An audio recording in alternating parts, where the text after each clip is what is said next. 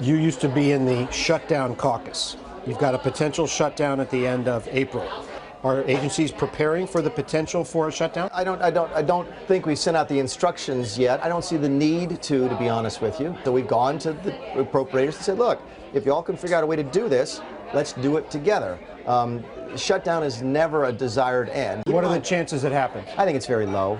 And keep in mind, no one entity can shut the government down.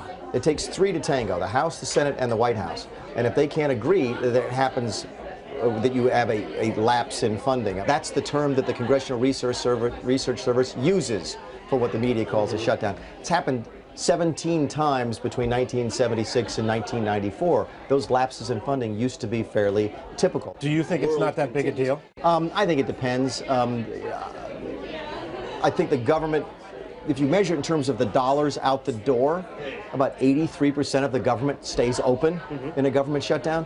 Social security checks go out, military still exists, the FBI still chases bad guys. Last thing, do you still believe that government can prioritize payments on the debt?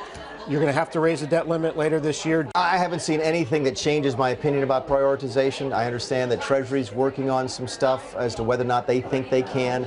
The discussion we're going to try and drive is, yeah, we're going to raise the debt ceiling, but we're going to have to do it as part and parcel of a larger thing to try and solve and resolve some of our debt problems. Well, that means entitlement reform, right? It may, and it may, but it may, again, there's a lot of entitlement reform other than just how old you have to be to get your Social Security benefits.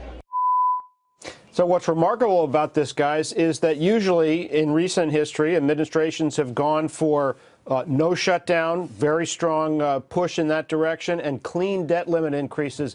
Mick Mulvaney has indicated that there's a little more casual attitude from the Trump administration and a desire to use those moments to push for some of the policies they want on deficit reduction. It's going to be interesting to see how that plays out. Hey there, thanks for checking out CNBC on YouTube. Be sure to subscribe to stay up to date on all of the day's biggest stories. You can also click on any of the videos around me to watch the latest from CNBC. Thanks for watching.